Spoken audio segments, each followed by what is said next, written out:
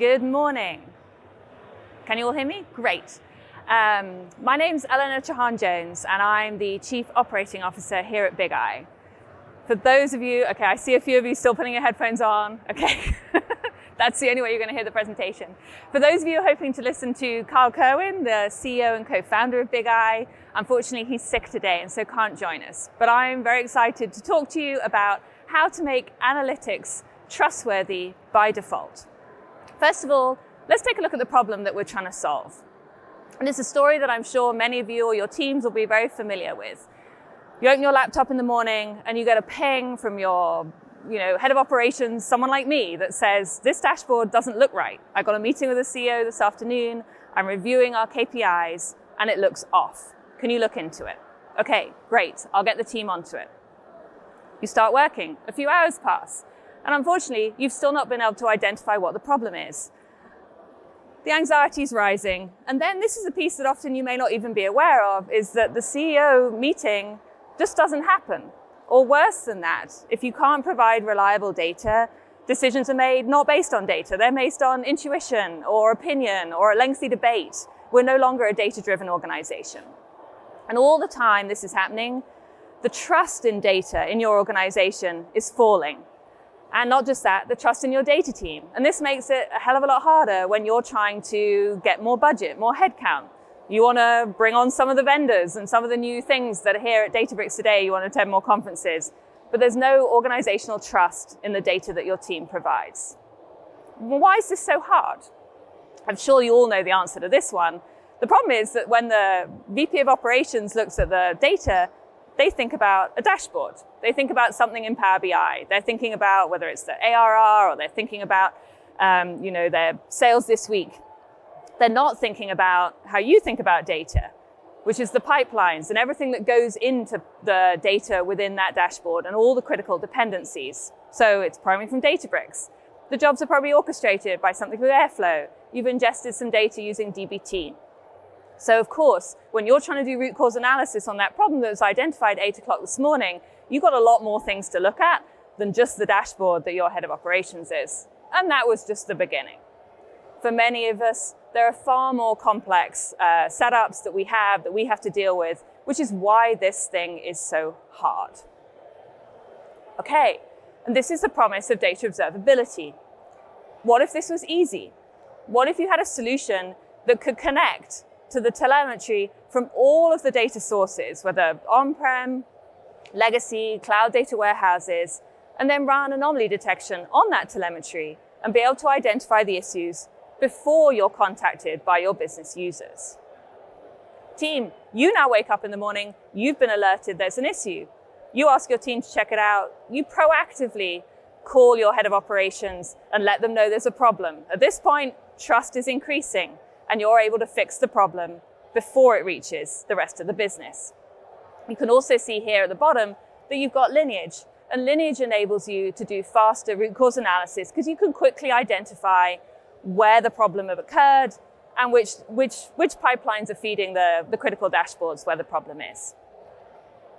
So now you have put data observability, puts the data team in control and on the front foot, and it gives the organization, your data consumers, confidence in the data that you're producing. And this isn't just something that we're talking about now. 2 to 3 years on, data observability is a reality in large enterprises. And we're often on Zoom when we talk about Zoom, who's one of our customers that deployed Bigeye for their data observability. This is probably one of the few weeks where none of us are on Zoom and enjoying a break from being on a video screen.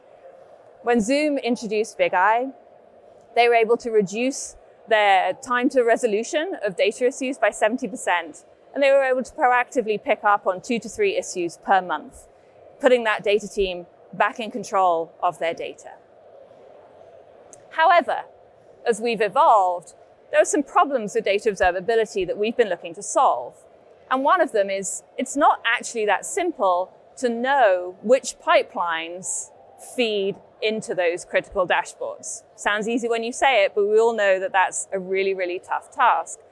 And that means that when you're deploying a tool like data observability across a large enterprise, often that's a several month long deployment in order to be able to get the coverage that you need across all of your pipelines in order to be able to pick up on those problems and those issues.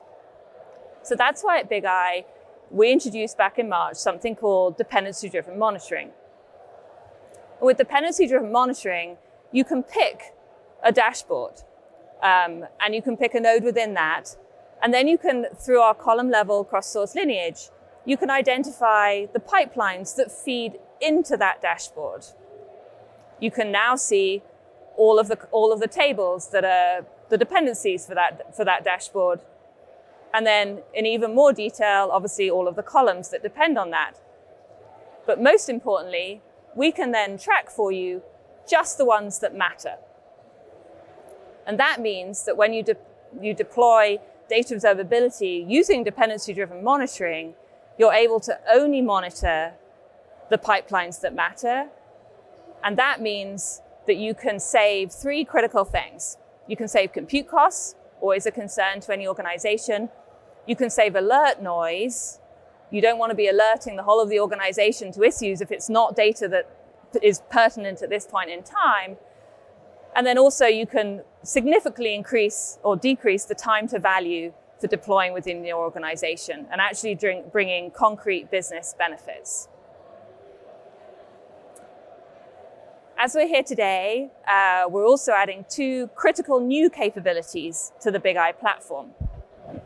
The first of those, which I'm going to talk about in more detail, is the ability to now be able to track cross-source column-level lineage for ETL jobs, and also to then be able to see a quick, at-a-glance summary of the health of all of the data quality dimensions that you're tracking within your data. So let's dig into this. So lineage is a critical part of the Bigeye platform. We use it, as you've just seen, and when I talked about dependency-driven monitoring, we use it to be able to help with root cause analysis, to help with troubleshooting, and as I say, accelerate that time to value. When we introduced it, we were able to offer within source, so lineage within Databricks, something like that, cross-source, which is where this starts to get harder, to be able to support modern and legacy data systems, on-prem, cloud, and do that all at a column level. What no data observability provider has been able to do is support that column level cross-source lineage through the ETL jobs. And so this week, we are now adding Informatica Power Center as our first ETL connector, which enables us to be able to provide that level of high fidelity lineage throughout the pipeline that supports your critical data products. And you can see here some of the data sources that we support now, obviously Power BI, Tableau, adding Informatica on the ETL side, Databricks, obviously here today, Snowflake, Google BigQuery, all of these are available now. And then we're adding new connectors all of the time. I've highlighted some of the ones that we're adding at the start of our Q1 in August. So MicroStrategy, Cognos, SAP HANA, IBM DB2, you can see all of them here. And then additionally, more coming on stream later in the year. So please do come, and we're happy to talk about the exact needs of your data stack and how we can support your environment. And then the second component that I wanted to talk about is a lot of the information that we've been sharing so far is a great value to the data engineer. You want to get a lot of information quickly in order to kind of do troubleshooting on any issues that you may have within your pipeline. But the challenge of that is it's probably more information. You can see all the charts here. It's probably more information than the business needs. And that's when, it can become overwhelming because you've got so much data that it becomes hard to kind of see exactly what you need to be focused on. And so that's why, at the request of many, many companies, we've introduced summaries, what we're calling scorecard. And that gives you a snapshot view of both your pipeline, your monitoring coverage, and also any data quality dimensions that you're checking, so whether that's schema level, table level, column level, and you can provide that quick snapshot. So you can get very fast view of exactly what the data quality health is currently within your organization. And then additionally, you can also look at what coverage you have.